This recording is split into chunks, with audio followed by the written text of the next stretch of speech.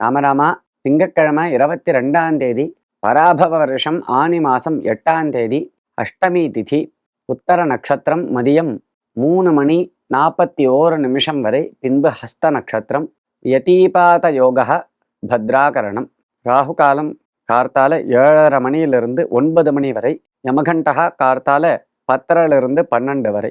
உபநயனம், பிரம்மோபதேசம், இதில் அவசியம் நாம் கடைபிடிக்க வேண்டிய சம்ஸ்காரங்கள் என்ன?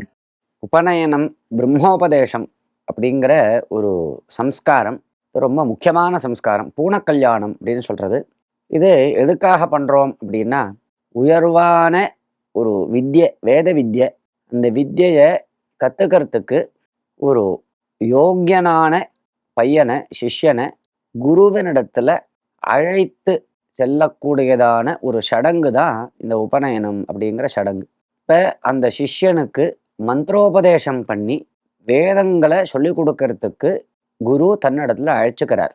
இந்த சிஷ்யன் எனக்கு நீங்கள் சொல்லி கொடுங்கோ அப்படின்னு குருவிடத்துல பிரார்த்தனை பண்ணி, அப்போ சரி நான் சொல்லி கொடுக்குறேன்னு சொல்லி முதல்ல காயத்ரி மந்திரத்தை உபதேசம் பண்ணி, பிரம்மோபதேசம்னு பேர், காயத்ரி மந்திரத்தை உபதேசம் பண்ணி அவனிடத்துல குருவனிடத்துல சிஷ்யனை அழைச்சிக்கிறார். இந்த சடங்குக்கு தான் உபநயனம்னு பேர், பிரம்மோபதேசம்னு பேர். அப்புறம் அந்த குருவிடத்துல போனதான சிஷ்யன் 14 வருஷங்கள் வேத வித்தையும் சாஸ்திர வித்தையும் சிஷ்யவருத்தி பண்ணி பிரம்மச்சாரியாக இருந்துண்டு குருக்கு சுஷ்ரூஷ பண்ணி பல நியமங்களை கடைபிடிச்சு பிக்ஷை வாங்கி சாப்பிட்டுண்டு அப்படி 14 வருஷம் வேதங்களையும் சாஸ்திரங்களையும் அத்தியனம் பண்ணணும், குருகுலவாசம் பண்ணி அப்புறம் அவன் குருவனிடத்துல அனுமதி வாங்கிட்டு கல்யாணம் பண்ணிக்கிறதுக்கு நல்ல இடத்துல போய் பொண்ணை பார்த்து கல்யாணம் பண்ணிக்கணும் அப்படின்னு சாஸ்திரம். இதுதான் இந்த உபநயனம். எல்லாத்துக்கும் அடிப்படையான ஆரம்ப ரொம்ப முக்கியமான சம்ஸ்காரம் இந்த உபநயனம்ங்கிற சம்ஸ்காரம். அதை சரியான முறையில் பண்ணணும். இதனுடைய முக்கியத்துவத்தை தெரிஞ்சுண்டு பண்ணணும்.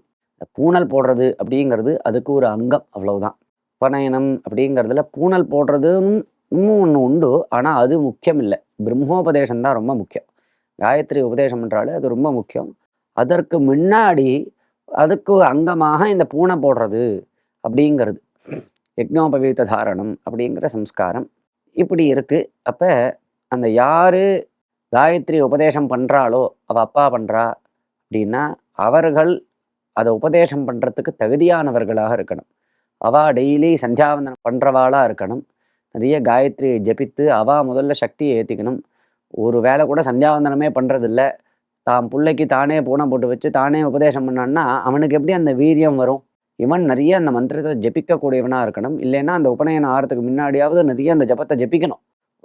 ஒரு வருஷ காலங்கள் நிறைய காயத்ரியை ஜபிக்கணும். ஜபித்து இவன் ரெகுலராக சந்தியாவந்தனம் பண்ணுறவனாக ஆகி அப்புறம் தன்னுடைய குழந்தைக்கு உபநயனம் பண்ணி வைக்கணும். இது ரொம்ப முக்கியம். அதே மாதிரி உபநயனத்தை அன்னைக்காவது நியமத்தோடு இருக்கணும். அதற்கு முன்னாடி ஒரு மாதங்கள் உபநயனம் ஆகி கொஞ்ச நாள் அப்போயாவது சில நியமங்களை ஆச்சரணம் பண்ணணும். கண்ட இடத்துல சாப்பிடக்கூடாது, எல்லா இடத்துலையும் சாப்பிட்றது அது கூடாது, பராண்ண நியமத்தை ஆச்சரிக்கணும். இந்த மாதிரி சில நியமங்களோடு இருந்து சக்தியை சேர்த்துண்டு குழந்தைக்கு நாம் பிரம்மோபதேசம் பண்ணி வச்சோம் அப்படின்னா அது ரொம்ப ஸ்ரேயஸை கொடுக்கும். உபநயனத்தும் போது க்ஷௌரம் பண்ணுவா. சௌளம் அப்படிங்கிறது தனி, அது முன்னாடியே 3ஆவது வயசுலேயே பண்ண வேண்டியது. அது பண்ணியிருந்தாலும் பண்ணலைன்னாலும் உபநயனத்தன்னைக்கு மறுபடியும் இந்த க்ஷவரமானது உண்டு, குடுமி வைக்கிறது அப்படிங்கிறது. அப்போ குடுமி வைக்கிறதுன்னு போய் முன்னாடிலாம் எல்லாருமே குடுமி வச்சுட்டு வருவா. அந்த பின்னாடி அவன் கிராப்பு வச்சுக்கிறானோ இல்லையோ அன்னைக்காவது ஒரு சம்பிரதாயத்துக்கு குடுமியை கட் பண்ணிட்டு வருவா. இப்போ எதுவுமே இல்லை, ஃபோட்டோவுக்கு தான் முக்கியம் அப்படின்னு சொல்லிவிட்டு பண்ணுறதில்ல. ஆனால் அவசியம் ஓரளவுக்காவது குடுமையை வச்சுட்டு வரணும். வச்சுட்டு ஸ்நானம் பண்ணிவிட்டு மாமா தோல் தூக்கிட்டு அது பிரம்மோபதேசம் பண்ணுறதுன்னு சம்பிரதாயம். நிறைய தட்சிணாதானங்கள் பண்ணி நிறைய வேத விற்பனர்களை கூப்பிட்டு நிறைய தட்சிணை வாரி வழங்கி வைதிகத்துக்கு முக்கியத்துவம் கொடுத்து பண்ண வேண்டியதான ஒரு சம்ஸ்காரம் இந்த பிரம்மோபதேசம், உபநயனம்ங்கிற பூணல் கல்யாணம். ராம்ராம்.